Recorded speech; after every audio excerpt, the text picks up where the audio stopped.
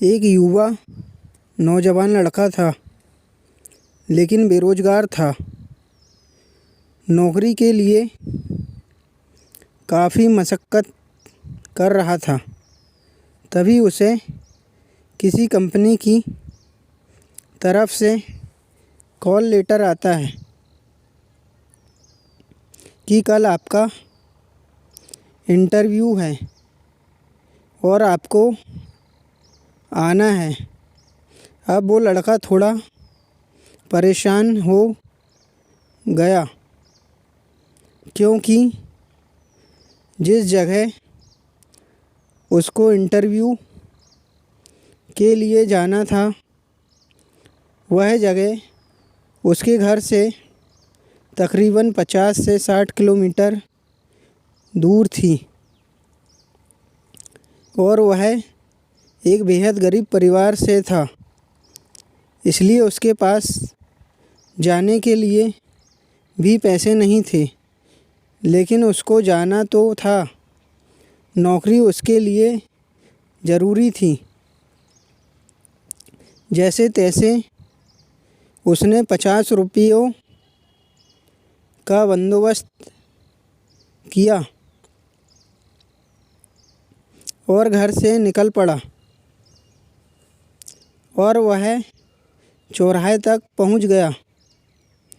बेहद निराश हुआ, क्योंकि टिकट के पैसे उसके पास नहीं थे जितने होने चाहिए थे। तभी उसको पास में एक मंदिर दिखाई देता है और वह उस दिशा में चला जाता है।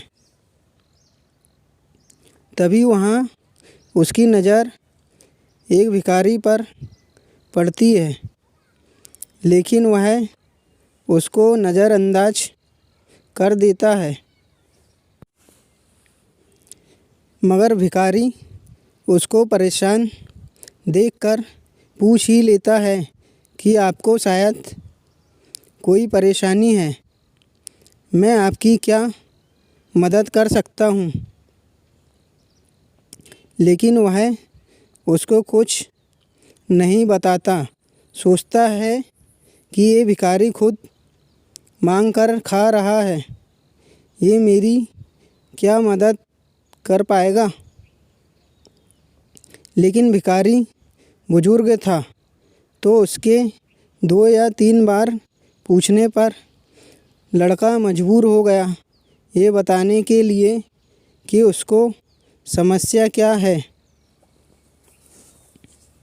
तो भिखारी ने उसको बोला, तुम ये 500 रुपये लो और जाओ अपना इंटरव्यू दो। वैसे भी मैं सिर्फ दवाई के लिए पैसे इकट्ठा करता हूँ और जो बचते हैं उनको दान पेटी में डाल देता हूँ। इसलिए मेरे ये पैसे ज़्यादा काम के नहीं हैं। शायद तुम्हारी कोई मदद कर सकूं तो मुझे भी खुशी मिलेगी।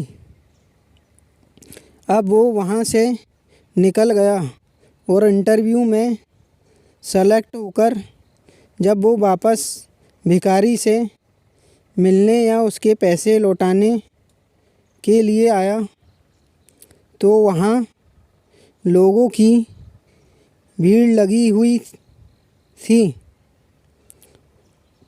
उसने पास जाकर देखा तो वही भिखारी था। लोगों ने कहा, इसके पास दवाई के पैसे नहीं थे, इसलिए आज की दवा न लेने की वजह से ये चल बसा।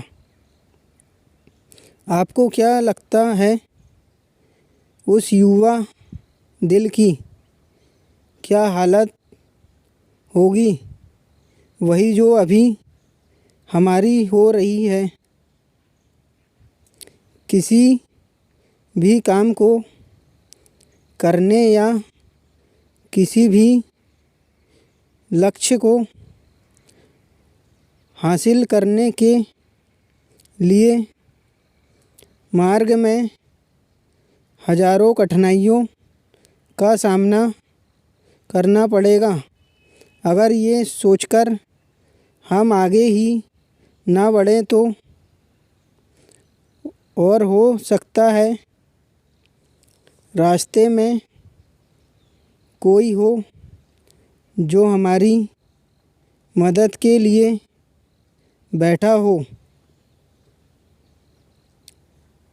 इस बार तो किसी भी रूप में हो सकता है। सार यही है कि आगे बढ़ते रहो, लेकिन रुको मत यार। अगर आप रुक गए तो फिर संभावनाओं का अंत हो जाएगा।